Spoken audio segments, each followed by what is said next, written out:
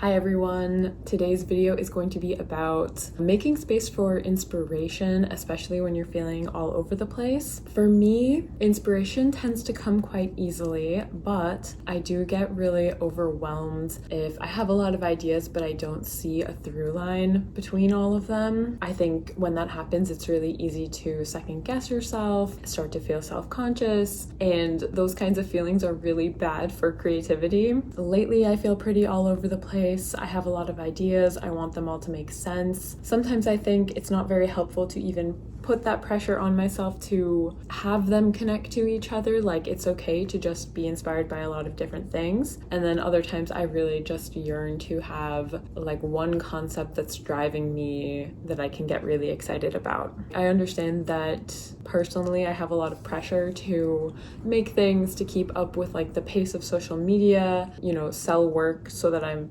making an income. All these things kind of add to stress around creativity sometimes. What I really want to do is slow down and reset and be more intentional about everything. And there are some things that are tried and true that I like to do to help me get in a better mindset, to really assess where I am and where I want to go with my work. I made a list of 4 things that I do for when I'm feeling creatively confused, and now I'll share those with you. The first thing on my list is to clean and organize my workspaces. This is something I struggle with so much. I'm really messy when it comes to all of my projects. I tend to have a ton of different projects going at any given time. I start expanding the rooms that I am working in. Right now I have my work room. I have a little spot by our coffee table. I have an area behind our couch that I have paper mache, and then I started doing a lot of cutting out fabric for sewing projects in our bedroom. There's definitely magic in creating space for new things to grow and flourish, for new ideas to come in. So I'm trying to look at cleaning as a spell for the void, really, to open up space for new ideas to come in. It's also just like respectful to myself to make my spaces feel good. I think there is truth to a messy space equaling a messy mind, and a clear space resulting in a clear mind. Another benefit to cleaning is that I always end up finding materials that I forgot I had, or projects that I started that I would love to revisit and work on. So I feel like it's kind of like a treasure hunt in a weird way. Even though it takes me so long to get to a place where I'm ready to do a deep clean, I never regret it, and I always find some cool stuff when I go through my things.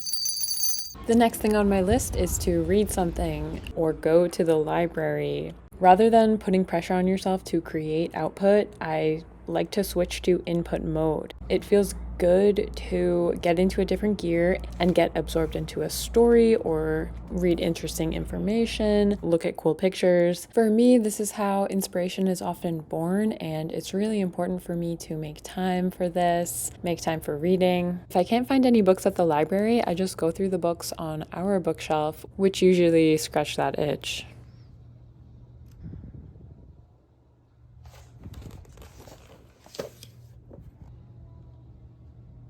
The next thing on my list is to make a list, to make a gratitude list specific to this moment in time, the season, the people in my life, where I am right now mentally, physically, paying attention to what's special and writing that down. And it doesn't have to be anything too crazy. I usually keep it to like 3 to 5 things. It's just good to remind myself that there are things in my life to be grateful for. In the past, I have used gratitude lists as jumping off points for inspiration to make embroidery pieces, and it also just feels good to reflect on the good things.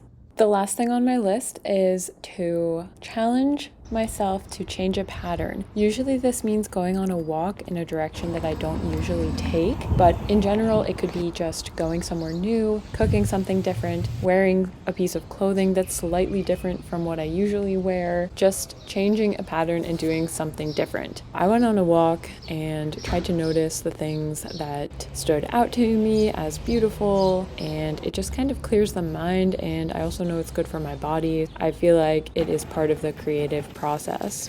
Anyways, those are the 4 things that I do when I feel like I need a reset creatively and when I want to make space for new inspiration. And I hope you enjoyed. Let me know if you have anything else to add to this list, and I hope you have a great rest of your week. Take care, everyone. Bye.